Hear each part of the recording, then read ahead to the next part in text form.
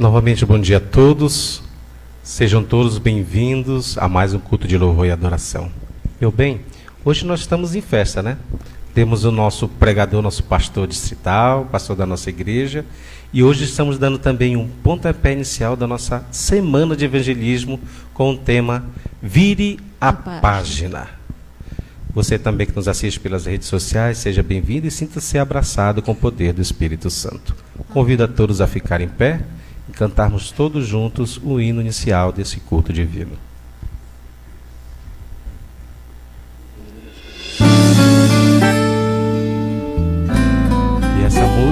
E essa música ela é o tema oficial da nossa semana. Então convido a todos a aprender. Ele reescreve a história. Deixe Deus reescrever a história da sua vida.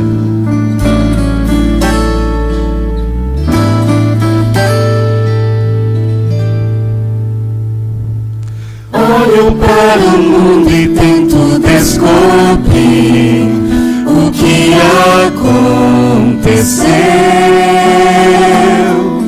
Vejo tanto ódio, tanto desamor, a paz emudeceu. Na cidade, no interior, a maldade se espalhou de um jeito. A Bíblia conta, são sinais do fim, e a esperança está na breve volta de Jesus.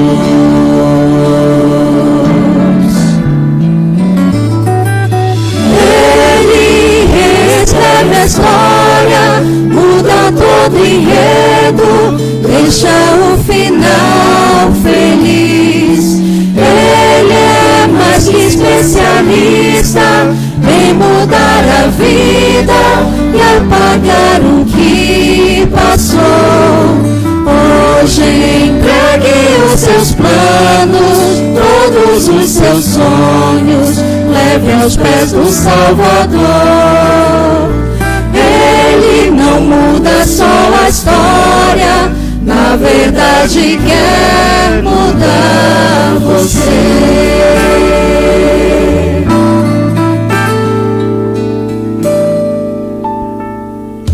Longe de Jesus o meu esforço é vão, preciso entender.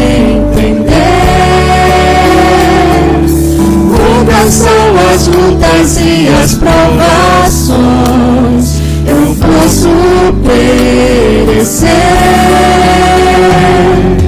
O pecado destruiu, mas a cruz já construiu de novo. Se pela fé eu aceitar Jesus, com Ele vencerei, o céu então será meu lar.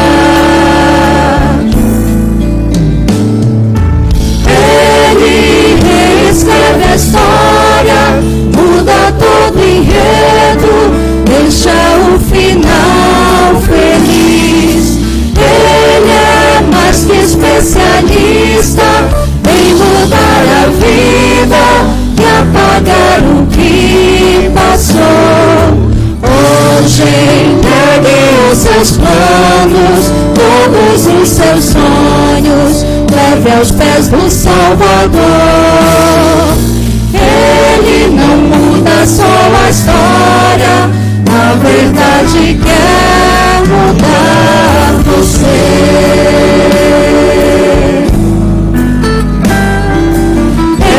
Ele não muda só a história, na verdade quer mudar você.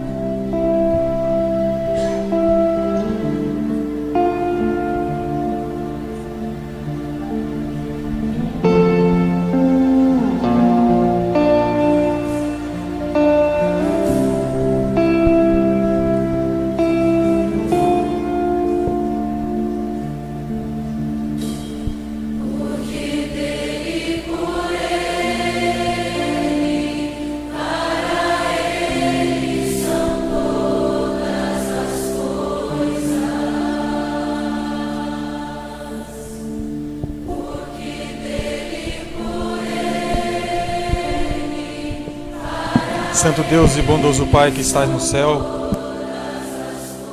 graça te damos, Senhor, por estarmos aqui reunidos em Teu nome, por estarmos aqui para render graça somente a Ti, ó Pai. Começamos nesse santo sábado do Senhor uma nova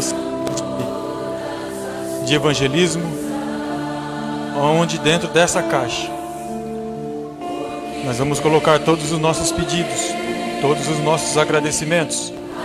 Vamos colocar todos os nossos anseios, nossas dificuldades, nossos problemas, para que, conforme a Tua vontade, conforme o Teu amor, a Tua misericórdia, Senhor, nos atenda. Vamos colocar, Senhor, aí dentro, mas nós sabemos que mesmo antes de colocar aí dentro, já sabe tudo que nós precisamos. Colocamos diante de Ti todas as famílias aqui representadas, para que elas venham depositar nessa caixa também aquilo que está preso no coração, aquilo que não consegue falar pessoalmente. Coloque aqui dentro, que nós temos a certeza que o Senhor vai nos olhar e vai atender conforme a Sua vontade. Nós colocamos esse culto de adoração em Suas mãos, te pedindo o Espírito Santo em nome de Jesus. Amém.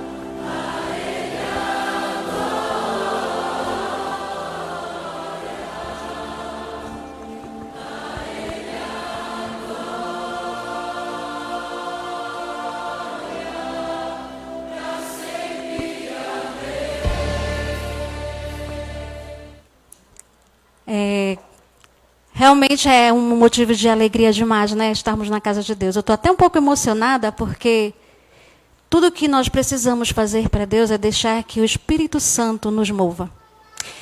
E para acontecer esse programa, não só aqui na nossa igreja de São Jorge do Ivaí, mas em todas as igrejas adventistas do mundo, foi preparado com todo carinho e amor por Deus para a missão que é pregar o Evangelho a todas as pessoas. E aqui nós estamos para mostrar para vocês que essa semana nós vamos ter esse panfleto. Esse panfleto vai falar sobre o quê? Sobre pessoas que estão nos visitando e essas pessoas que gostariam de estar conosco todas essas noites, porque são noites especiais que vamos ter. E cada noite, um assunto mais lindo que o outro para cada um de nós. Então, eu gostaria de passar para quem, no final, ou lá com o irmão Luiz, pegar esse papelzinho. Quem quiser levar para trazer uma outra pessoa para assistir todas essas noites os programas. E também as nossas visitantes que queiram levar e também saber que nós estamos aqui para irmos visitar, para orarmos com vocês, para termos comunhão cada vez mais uns com os outros e principalmente com o nosso Deus. Então, esse cartão aqui vai estar disponível para cada um de nós e também das nossas visitas. E vocês também que nos assistem, sejam todos bem-vindos à Casa de Deus. E vocês também podem entrar em contato conosco através do Facebook da igreja. Que Deus abençoe e convido nesse momento ao nosso pastor Kaufmann, que vai estar iniciando o nosso culto em adoração ao nosso Deus.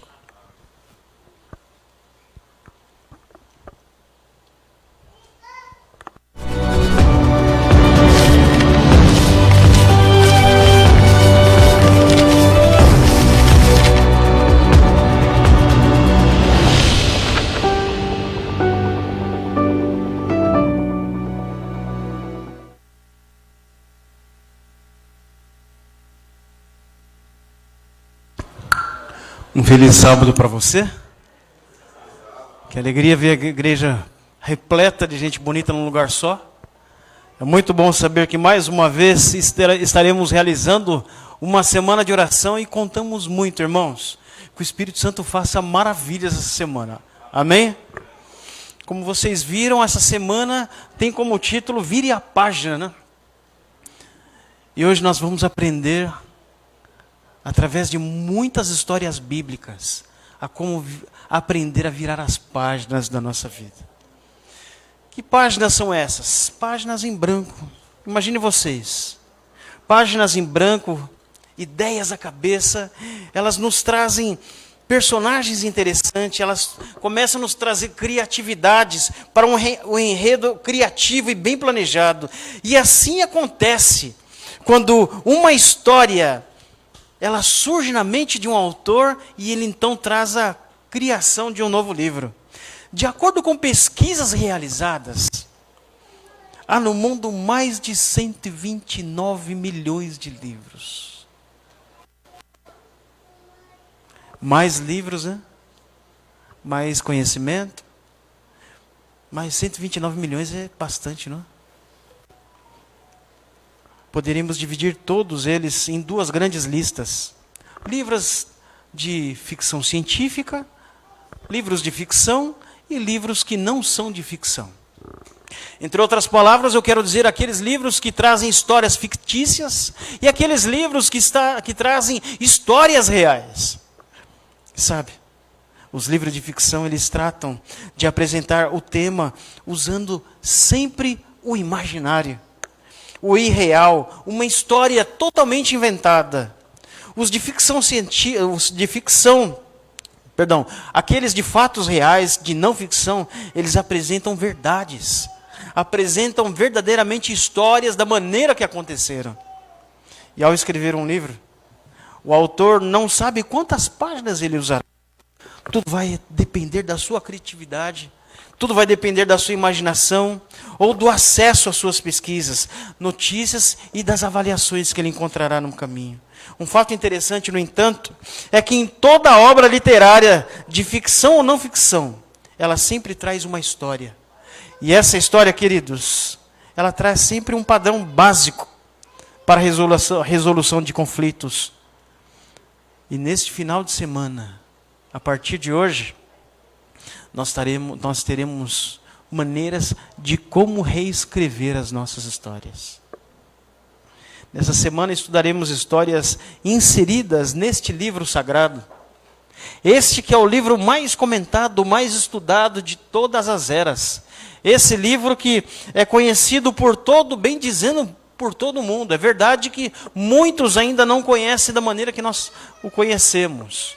Mas grande parte do nosso planeta conhece esse livro.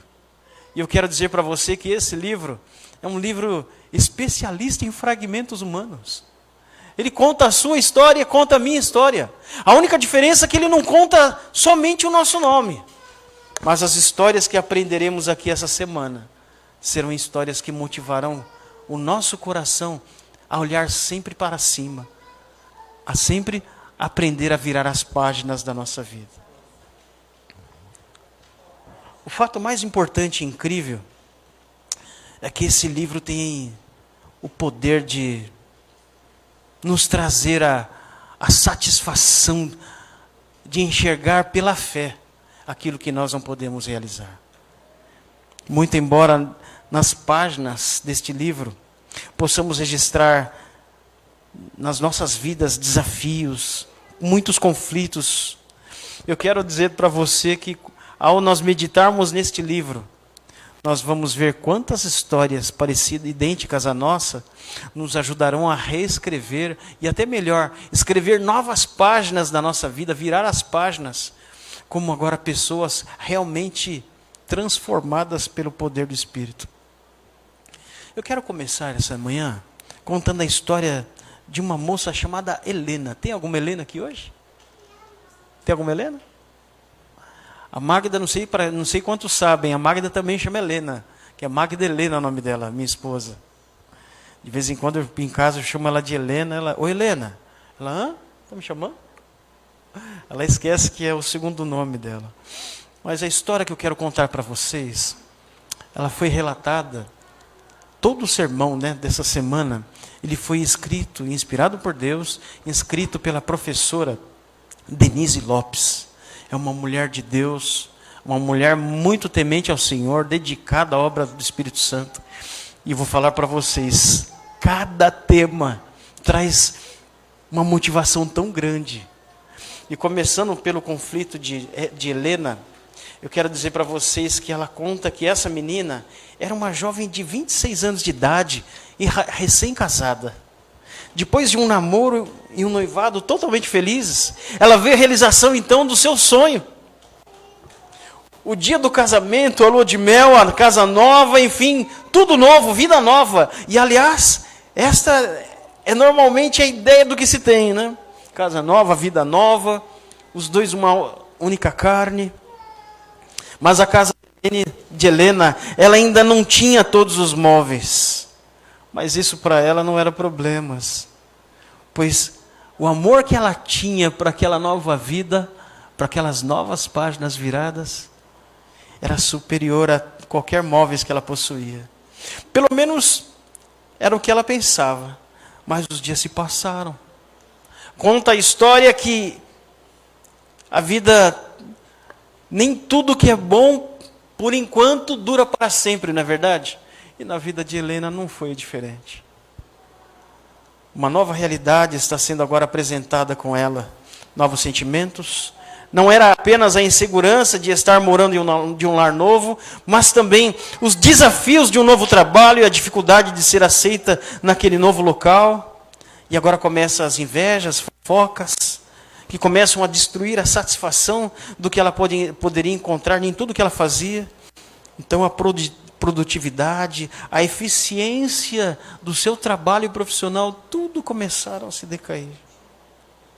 Um novo lado, poderíamos dizer, começou agora a fazer parte da sua vida, um lado negativo, um lado de dores, um lado de desafios, infelizmente, com derrotas. Eu acredito que todos aqui já conhecem histórias assim, né? Histórias de sucessos, mas também histórias de derrotas. E a grande realidade é que a vida do ser humano ela não é diferente. A nossa vida é como se fosse uma roda. Vocês sabem disso. O vovô lhe dizia que a roda funciona da seguinte forma. Um dia nós estamos em cima e por outro dia nós podemos estar por baixo. Mas isso não quer dizer que nós devemos desistir. No caso de Helena, ela começou a se deparar com o seu esposo, agora não dando mais atenção a ela. Começou a se deparar com seu esposo flertando com mulheres que ela nem conhecia. Mensagens ao celular dentro celular dentro da sua própria casa. Os seus pais agora começam a alertar a ela: Helena, não corra esse caminho, Helena, não percorra esse caminho. Esse homem, ele vai usar você, Helena. Ele vai desfrutar da sua vida, ele vai fazer com que você, infelizmente, seja usada e descartada como se fosse um objeto. É triste, mas é uma realidade na vida de muitos. E isso, infelizmente, acontece nos dias de hoje. Na vida de Helena não foi diferente. Helena começa a perceber agora o tratamento dele totalmente seco, uma pessoa grossa, uma pessoa agora que não se preocupava mais com as palavras delicadas, ao invés disso começou agora a confrontá-la, a criticar as suas ideias.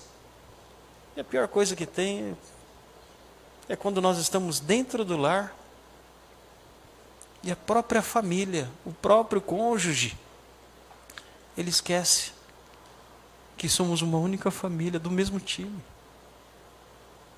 Eu não sei quantos de vocês já passaram por isso, mas eu já cuidei de muitos casos, de muitos lares, fiz acolhimento de muitas famílias, onde as pessoas brigavam dentro dos lares, se digladiavam dentro das suas casas, como se fossem algo tão normal. É verdade que é comum hoje em dia, mas não deveria ser comum, não deveria ser normal. Não é normal um casal que prometeu um ao outro que seriam felizes até que a morte os separasse, começar agora a realizar situações que não condiz com essas promessas. Quer seja ela com conversa fiada com outras pessoas, quer ser esse confronto de ideias. É verdade que nem todos somos iguais, mas deve-se ter o respeito. Na vida de Helena, uma das primeiras coisas que infelizmente deixou de ter no seu lar foi o respeito. O marido agora levantava a sua mão contra ela, além das críticas, a humilhava, a rebaixava como se fosse um objeto. Será que foi isso que Deus preparou para Helena? Helena agora, quando ela se confronta com aquela vida que ela não esperava, com tudo o que ela sonhava, parecia ser um conto de fadas, estava querendo dizer que realmente não podia acontecer na vida real. Ela começa agora as suas primeiras dúvidas. Será que realmente Deus me ama? Será que Deus tem culpa das nossas decisões? Quantos de nós tomamos decisões e colocamos culpas em Deus? Eu conheci uma senhora já falecida. Ela possuía 2 filhos. Um filho dela faleceu com um tiro, bem no meio da cabeça. E por que o filho dela faleceu? Porque ele mexia com coisas erradas. E aqui se faz, aqui se paga.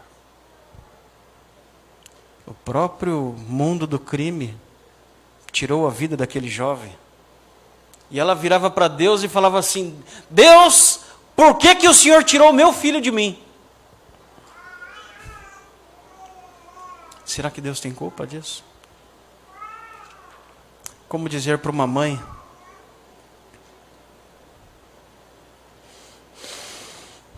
que nasceu com uma criança, trouxe à luz um filho especial, e agora essa mãe critica: ah, mas Deus quis assim. Quantos não conseguem perceber que o desejo de Deus foi que seus filhos sempre se aproximassem mais dele, para que não perdessem essa ligação? Uma vez eu vi um jovem comentando em um desses sites de relacionamento da internet, pequenos videozinhos, bem rápidos. Ele comentou o seguinte: Deus para nós deveria ser igual à água para os peixes. Qual a possibilidade de um peixe viver fora da água, respirar fora da água? Quando Deus ele pede para que nós nos aproximemos dele, é porque é a única maneira que nós temos de sobreviver aos desafios desse mundo, ser uma pessoa feliz, é estando sempre próximo de Deus, ao lado de Deus. Infelizmente, nossas vidas são as primeiras a nos condenarem. A mente ela sempre procura caminhos para dizer que a mente não está errada, mas que nós mesmos podemos estar errados. É uma contradição. Aí quando vem aquele sentimento de culpa, a mente agora quer colocar no nosso coração que esta culpa pertence a outra pessoa. E qual é a primeira pessoa que a mente culpa? É o próprio Deus. Abra comigo. Vamos entender um pouquinho, através de uma história bíblica, uma analogia que podemos fazer entre a história de Helena com uma história bíblica. Abra a sua Bíblia em Mateus capítulo 13, a partir do verso 24.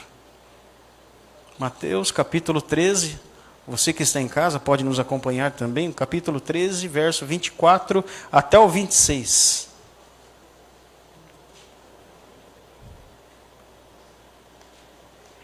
Minha Bíblia diz: apresentou-lhe outra parábola dizendo. Quem apresentou?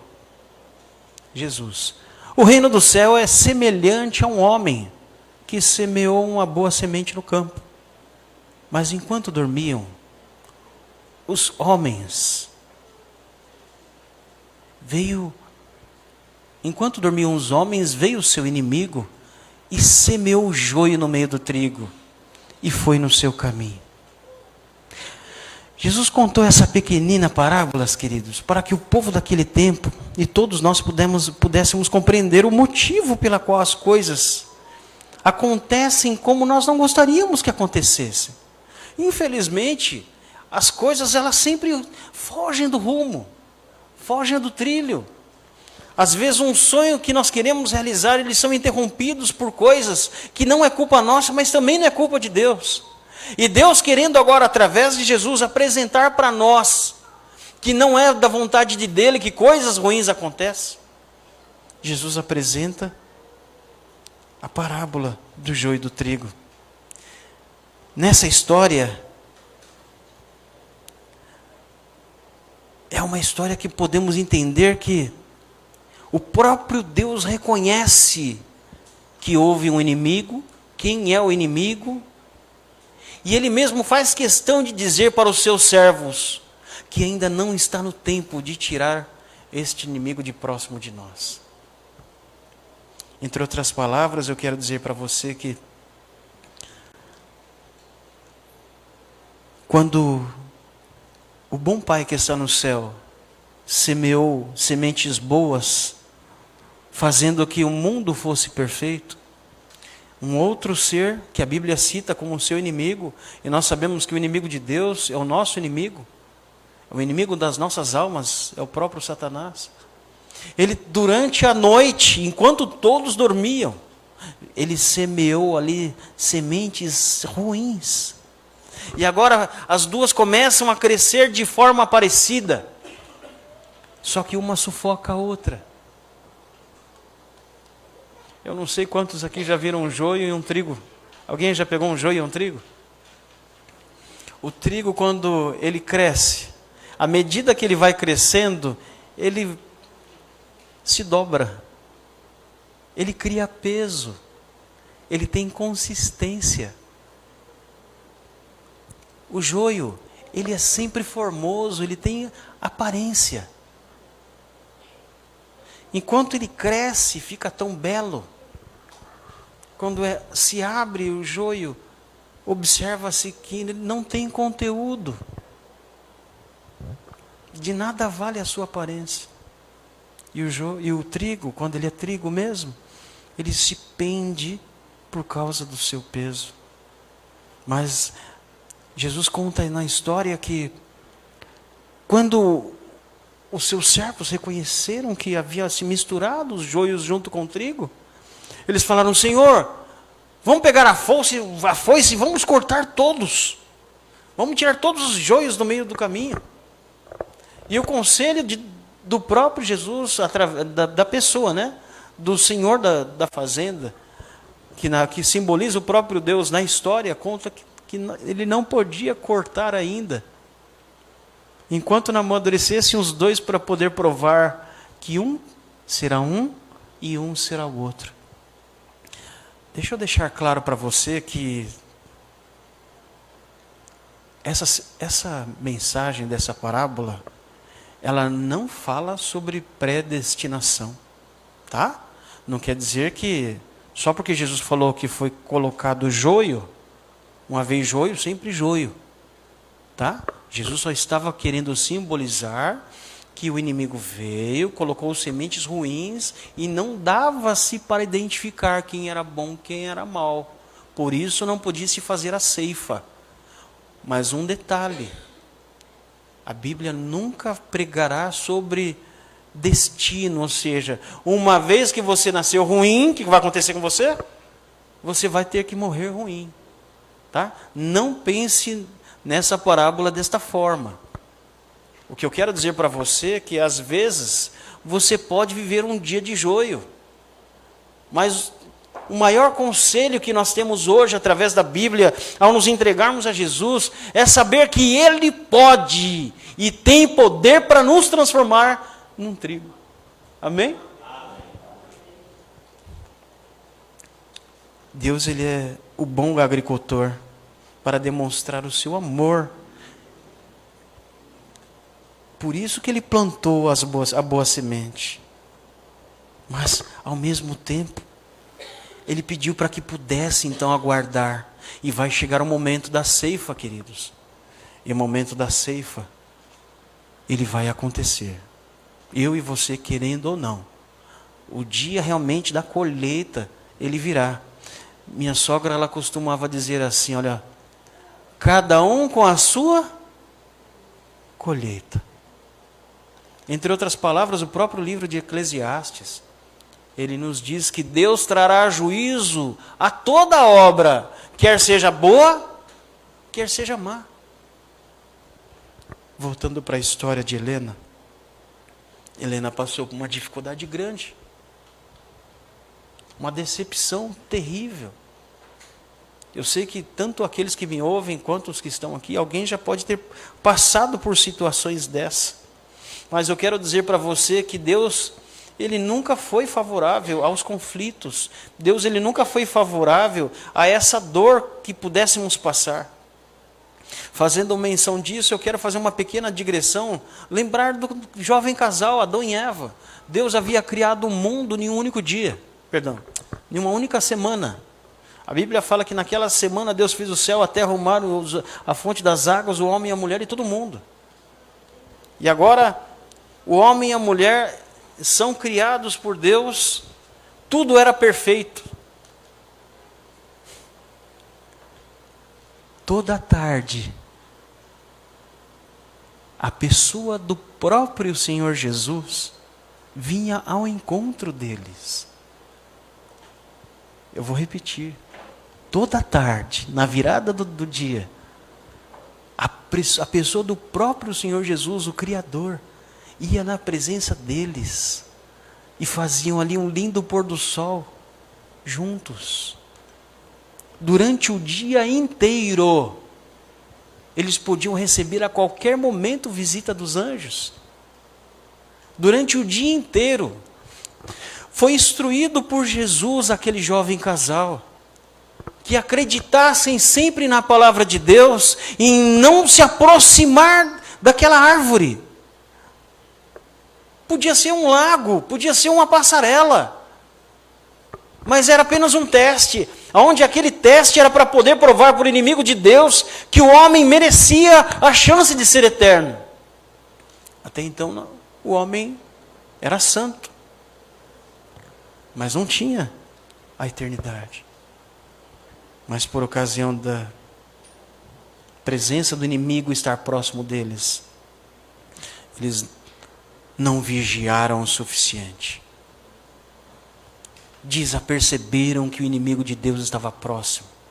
A qualquer momento eles podiam clamar a Deus o poder, a proteção, e Deus podia, enquanto a serpente estava na frente de Eva, Deus, se eles tivessem clamado a Deus, Senhor, socorro, podia ter aparecido ali anjos e ter tirado o Satanás da presença deles. Deus, Ele nunca quis que eu e você sofrêssemos.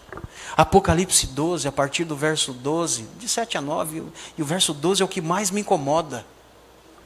Fala que a batalha que houve no céu, obrigado, meu nobre, fez com que Deus expulsasse do céu o diabo. E o texto ainda diz assim: alegrai-vos, ó céu, porque foi expulso o grande diabo e Satanás, o grande dragão mais aí da terra, que ele foi mandado para onde? Foi mandado para cá. Mas uma vez que Deus mandou para cá, Ele não deixou esse jovem casal desprotegido. O casal deveria perceber que estar próximo de Deus é a única solução que nós temos para os problemas da nossa vida. Entre outras palavras, eu quero dizer para você que às vezes nós sonhamos com um céu muito bom, um céu saudável, um céu incrível, eterno. Mas não se esqueça que a maldade do mundo começou onde? Começou lá. É por isso que Deus pede para que você abra os olhos, que nunca foi da vontade dEle que esse mal viesse ao mundo. Ele poderia ter destruído o inimigo logo no começo. Mas imaginem vocês, se Ele tivesse extirpado Satanás. Vamos começar aqui com duas hipóteses. A primeira, se Ele tivesse extirpado, destruído, tirado a vida de Satanás, de Lúcifer, os outros anjos falariam: Ele estava com razão. Deus é um Deus tirano. Se não fizer a vontade dEle, Ele vai tirar a sua vida. Está vendo? Ele tirou a vida de Lúcifer. Olha a dúvida que Ele agora semeia no coração dos anjos. Eu e você temos culpa disso? Eu e você temos culpa do pecado existir no mundo? Temos ou não? Nenhuma. Mas infelizmente nós estamos neste mundo. O que eu quero dizer para você nessa manhã, que não foi culpa de Deus que o diabo viesse a se rebelar, Lúcifer viesse a se rebelar. Aí você dentro desta primeira hipótese, você ainda poderia dizer, mas se ele tivesse feito um diabo perfeitinho? Ele fez Lúcifer perfeito, me perdoem. Ele fez Lúcifer perfeito, deixa eu me corrigir aqui. Mesmo em meio à perfeição, seres como eu e você, a maior prova foi Lúcifer. Criaram no coração a inveja, o sentimento de ter aquilo que é dos outros. Adultério, irmãos, é nada mais, nada menos do que inveja. É cobiça de ter aquilo que não é seu. E agora, enquanto Eva estava diante daquela árvore, ela teve um sentimento de cobiça. Que Deus falou, isso não é seu. Não se aproxima de lá. Vocês estão proibidos de estarem próximos. Mas o diabo, ele traz esse sentimento para você e para mim. O sentimento de querer tomar o que é de outra pessoa. No caso de Eva, ela agora desobedeceu a Deus e tentou mostrar para o seu marido. Ó, tá vendo? A serpente chegou para mim que Deus não estava falando toda a verdade, não. Eu comi, comi de novo e não morri. Agora imagine Adão pensando. Gente, é só a nave da imaginação, tá? É só nossa imaginação. Tudo bem? Não está escrito isso. Mas imagine eu e você agora, a mente de Adão, pensando o seguinte, Deus mentiu, Jesus mentiu o tempo todo para nós. Olha o sentimento que Satanás, o inimigo de Deus, coloca no nosso coração. A primeira coisa é duvidar do poder de Deus. Duvidar da sua bondade, do seu caráter. O diabo faz isso porque ele é o pai da mentira. João 8,44. Vós tendes como pai o diabo. E ele é homicida desde o início. Nunca se achou bondade no seu coração, desde quando ele se rebelou contra Deus. E agora fazendo com que o homem tornasse a ter o mesmo sentimento que ele. Pasme. Estamos tendo uma geração hoje maior do que nunca se houve. Uma geração onde os consultórios psicológicos vivem abarrotados. Me ajudem. Depressão? O que mais? Ansiedade?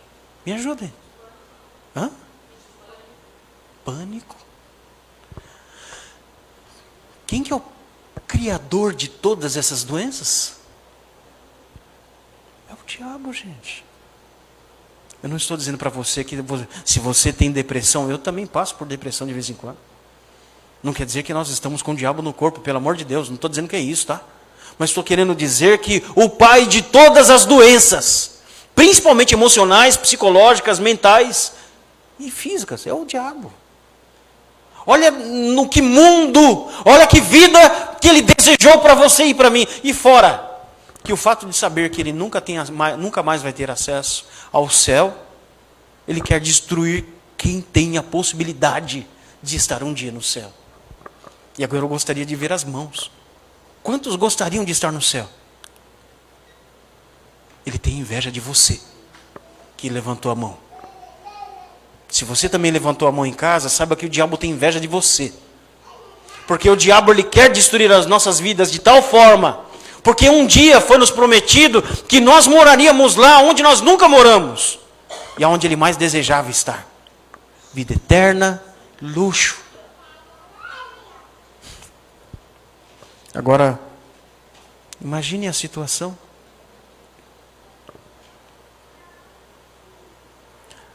Perceba o que a inveja cria em nosso coração. A inveja no coração de Lúcifer fez com que ele criasse seres totalmente deprimidos. O sentimento de culpa. Eu quero dizer para você que nosso único e verdadeiro remédio é estarmos com Jesus. Assim como o peixe, eu vou repetir o pensamento do jovem que eu assisti. Assim como o peixe não vive fora d'água, eu e você não conseguimos viver longe da presença de Deus. As nossas vidas serão fracas, serão frágeis. Ela já é frágil próximo de Deus. Imagine longe de Deus. Eu vou mais longe.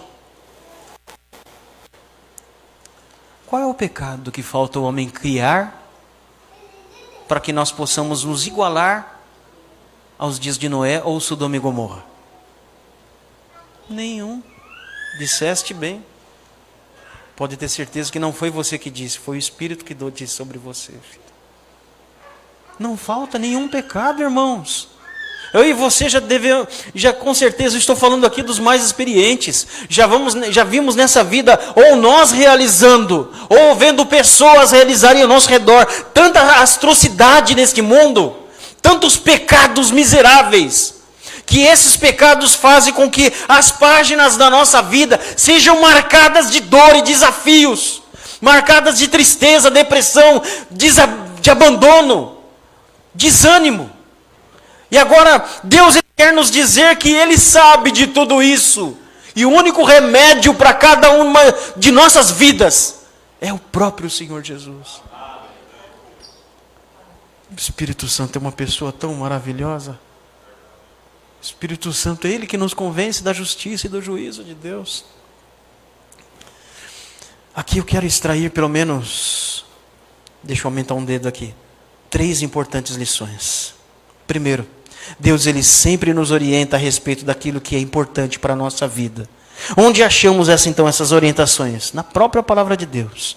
Muitos problemas que vivemos resultam do fato de não optarmos por saber que Deus tem a nos dizer. Essa semana ainda me marcaram num videozinho e mandaram para mim. Assiste aí, pastor. Um jovem, não vou falar as características dele, mas um jovem, ele começou a dizer que ele usa a Bíblia talvez como pano de chão. Ele falou coisas piores. Ele falou para ele, a Bíblia não tem serventia alguma, a não ser para limpar alguma coisa. Segundo, então primeiro, Deus sempre nos orienta a respeito daquilo que é importante para a nossa vida. Segundo, o segundo aspecto é que muitos problemas que nós temos nas nossas famílias poderiam ser evitados simplesmente se nós como família vivêssemos juntos. Em especial lembrando do caso da Helena, se ela vivesse junto com seu esposo, eles teriam uma vida melhor. O terceiro aspecto é que valorizamos demais a nossa independência. Achamos que temos as respostas e que podemos dominar as situações. Deixamos de clamar pelos anjos em nosso favor, e então falhamos. Mas infelizmente colhemos as consequências de nossas vidas. No caso de Adão e Eva ali, no teste de amor e da lealdade, eles erraram. Eles pecaram. É verdade que Ellen White ela fala que Adão fez abaixo de Jesus, o maior sinal de romantismo que o mundo reconheceu. Ele falou assim: já que você vai morrer, eu vou morrer contigo. Mas eu acredito que se ele tivesse sido sábio, você pecou, vamos conversar com o Pai, a história teria sido a outra. Eu acredito que Jesus, o Pai e o Espírito Santo teriam ainda assim colocado em pauta o plano da redenção, a morte de Jesus. Mas eu acredito que talvez teria sido menos dolorosa do que ela tem sido a todos nós. Ellen White diz que Adão tinha aproximadamente 4 metros de altura. Quantos metros temos aqui? 4 ou 3? 4, né? 4. Papai Adão.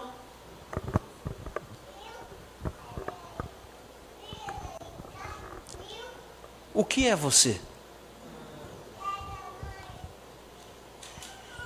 Tem noção disso? Ele vai chorar muito, irmãos. Ele vai ver na sua vida e na minha vida. Ele vai ver o resultado das más decisões que eles dois tomaram. E eu quero dizer para você que assim como houve o perdão para eles dois, o perdão hoje também ele é estendido para cada uma das nossas vidas, também poder virar as páginas das nossas histórias. Satanás, ele é o único que não vai ter uma página virada. E pela glória de Deus, a história da vida dele, um dia ela vai ser finalizada. Ela será concluída. A sua vida de destruição, a sua vida de tudo mal que ele gosta de fazer, um dia ela será extinguida para sempre. Parou para pensar que a história do diabo um dia ela vai se encerrar? Entre outras palavras, eu quero dizer para você que a morte um dia vai receber a sua morte. Amém? E nunca mais passaremos por dores e nem tristezas. Sabe, irmãos, ainda há esperança. Helena, jovem senhora dessa história que nós estamos contando, ela viveu durante alguns anos sob a tortura do seu marido e da sua própria consciência. Pois ela havia sido alertada pelos seus pais, iguais eu disse para vocês. Mas ela não quis ouvir ninguém. Ela viveu uma cegueira de um amor fantasioso. Às vezes, nós alertamos os irmãos, as irmãs, irmãos não fazem isso, irmãs não fazem isso. Ah, mas ele me ama, ela me ama. E aquilo, ao decorrer da história, de virar as páginas, trazem histórias tão tristes. Ela não quis ouvir, né, os seus pais. E eu pergunto para você, que pai e mãe ficariam inertes ao ver um filho sofrendo desse jeito?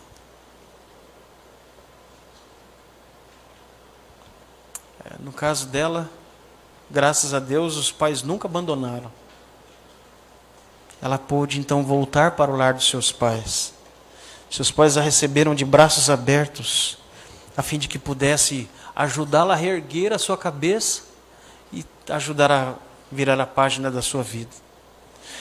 Quando Adão e Eva rejeitaram o conselho de Deus, queridos, o céu lhe se encheu de tristeza. Eles agora passariam a reconhecer o mal em todas as suas consequências, incluindo a traição, morte e os demais pecados. Deus, nosso Criador, Ele não pode ficar sem cada uma das suas criaturas. E eu estou querendo incluir cada um de vocês, assim como eu também. Ele não pode mudar as consequências daquilo que está para acontecer nas nossas vidas. Mas Ele prometeu que estaria conosco até o final dos séculos. Ao eu e você aceitarmos o perdão de Deus, nós vamos agora, ao viver próximo do nosso oxigênio, né? Assim como o peixe vive dentro da água, nós vamos poder respirar para a vida. Porque Deus, Ele vai nos trazer o poder de enxergar aquilo que nós não enxergamos. O grande milagre em nossas vidas não é quando nós somos curados. Ah, mas eu fui curado, meu braço agora ele se mexe. É quando o coração ele é cuidado. O maior milagre que nós temos é quando as feridas da alma são curadas. E pode ter certeza, a pessoa ela pode até não ter órgãos externos nenhum funcionando. Que nem eu vi há pouco tempo atrás, um jovem que não tem os braços, não tem a perna, mas ele vive a vida dele, ele nada, se joga na piscina, nada, volta, dá palestras. Alguém já viu esse jovem? O que faz ele feliz? A cura. Ele também prega o nosso Criador, viu, gente? É uma pessoa que aprendeu sobre o amor de Deus. E é sobre esse amor que eu quero pregar para você. Um dia Satanás tentou tirar o trono de Deus e não conseguiu. Então agora a sua meta é tirar o trono de Deus do nosso coração. A sua meta agora é tirar Deus como principal das nossas vidas. E pode ter certeza, se não vigiarmos, Ele conseguirá. Talvez como Helena, eu e você possamos estar desiludidos, né? Desiludidos com as pessoas em que nós mais confiávamos. E infelizmente, muitas das vezes, canalizado toda essa culpa em Deus. E fazendo aquela grande pergunta: onde o Senhor está? No momento que eu mais precisei de Ti. Por que o Senhor permitiu que isso acontecesse? Tudo que acontece de ruim é o inimigo de Deus que tenta tirar o seu povo da presença do verdadeiro Criador. Agora então quero deixar aqui pelo menos 3 atitudes a respeito das coisas ruins. Satanás ele faz com que nós temos culpa, sentimento de culpa. E ele faz com que, ao nós nos sentirmos culpados, coloquemos a nossa culpa em Deus. Lembra de Eva? Eva, Adão, por que você pecou? Porque a mulher que o Senhor me deu, ela me enganou e eu comi. Ela que pediu para mim comer. Mas foi o Senhor que criou. Eva, por que você enganou o teu esposo? A serpente que o Senhor criou, você criou. A serpente que o Senhor criou, ela me enganou e eu também comi. Forte, né? Perceba que o ser humano, agora inspirado pelo demônio, sempre vai colocar a culpa em quem? Tome cuidado, anote esse pensamento. Tome cuidado quando você pensa que a culpa é de Deus. Não confunda ciência de Deus com a vontade de Deus. A vontade de Deus nunca foi que você sofresse. Mas o maior desejo de Deus é que possamos confiar nele. Aqui, nós temos o livro que está simbolizando os livros das nossas vidas. E eu pergunto para você, quantas páginas estão escritas aqui? O que está escrito nesse livro? Consegue ler daí? Hã? O que está escrito aqui? Nada. Cada um de nós recebemos um post-it pelo irmão Luiz. Quando nós entramos. E esse post-it, veja, ele tem mais que um post-it, ele tem mais que uma folhinha. Essa folhinha, ela serve para você escrever somente o seu nome, não é pedido de oração. É isso mesmo, Kelly? Somente o seu nome. A cada dia que nós receberemos uma mensagem diferente, você será convidado a escrever o seu nome. Eu estou sem caneta aqui, viu? Quero escrever o meu também. E nós vamos colocar o nosso nome aqui. Oba! Valeu, Fran. Deixa eu começar dando um exemplo.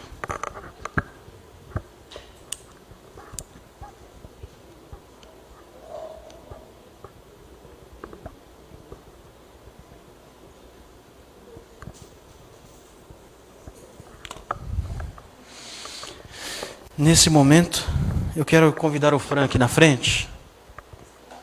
Nós iremos... é aqui, na primeira folha? Ou é para virar a página? Só no final que você vai virar, que a gente vai virar, né? Eu quero convidar o Fran. Fran, você também vai colocar o seu nome? Enquanto eu e o Fran vamos cantar uma mensagem musical neste momento, eu gostaria de convidar você. Você que deseja que Deus mude as páginas da sua vida. Você que também deseja que Deus vire a página da sua história. E te dê o poder, através do Espírito Santo, para reescrever a sua vida. Fique à vontade para escrever nesse post-it. Cada dia posso ver, perceber em seu olhar as pessoas tão vazias, cheias de pesar, vivem cada vez mais sós, morrem sem amor. Um sorriso esconde a dor, só Jesus o vê. Busquem a Jesus, busquem a Jesus. Quando o sol desfaz, Ele dá sua paz. Busquem a Jesus, busquem a Jesus. É preciso entender, Cristo dá sua paz.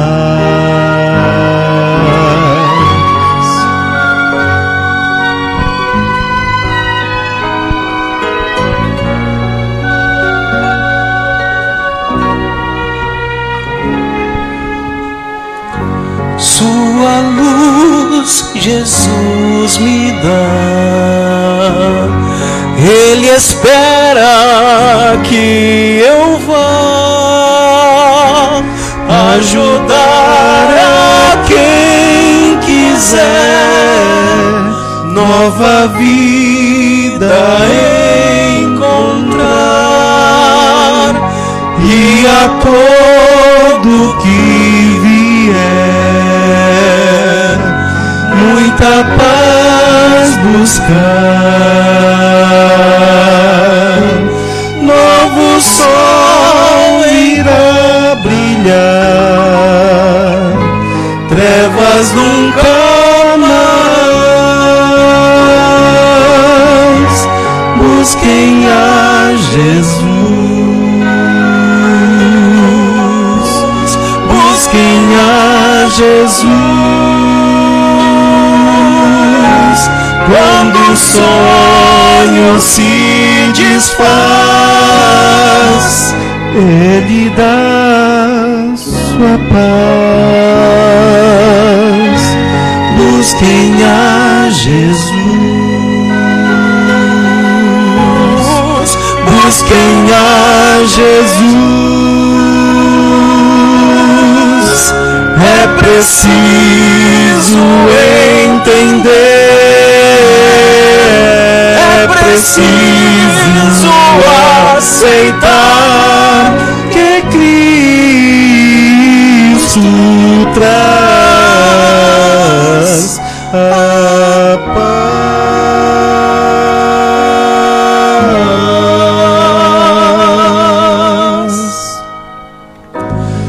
Cristo traz a paz.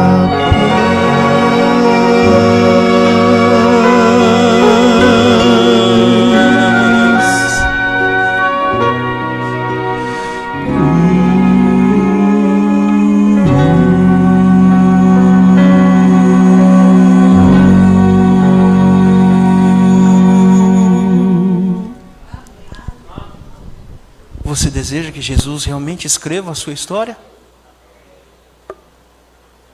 Levante a sua mão, quero ver quem realmente quer. Coloque a mão no seu coração assim, para simbolizando que o coração é seu, mas que você vai abrir as portas do seu coração a Jesus. Querido Pai que está no céu, cada um de nós estamos com a mão no nosso coração, simbolizando a morada do Senhor, aqui onde é o trono do Senhor, e nossa mãozinha está aposta ao nosso coração, pedindo para que o Senhor bondosamente, Pai, entre neste coração e faça morada, viva para toda a eternidade dentro de nossas vidas. Ajude-nos a escrever, Pai, as nossas histórias. A Helena, Pai, da nossa história, ela sofreu muito pelas más decisões que ela tomou na sua vida. Muitos de nós estamos sofrendo também, Pai, por más decisões. E temos que entender que as consequências virão, ou já vieram, Pai.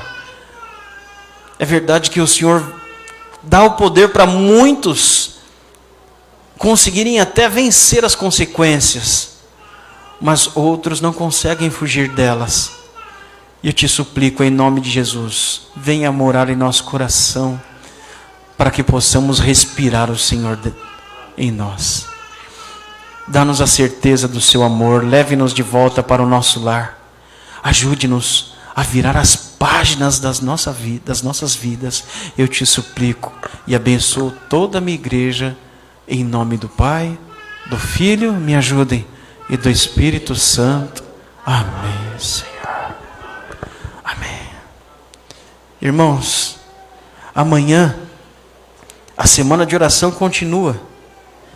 E amanhã, para quem quiser aprender, o tema será: Ele soluciona o conflito da culpa. Vamos virar a página? Que Deus nos guarde para que amanhã seja um novo dia, uma nova história, em nome de Jesus.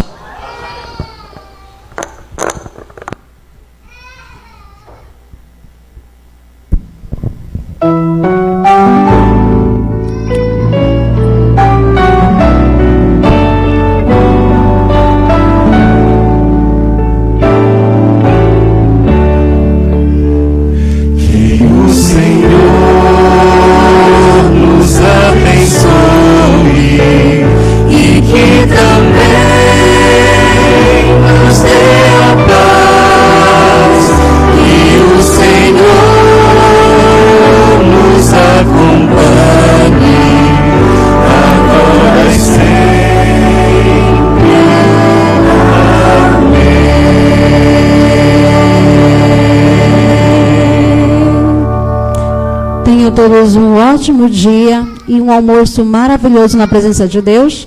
Esperamos todos amanhã, 7:45. E você que está em casa também está convidado. Que Deus os abençoe.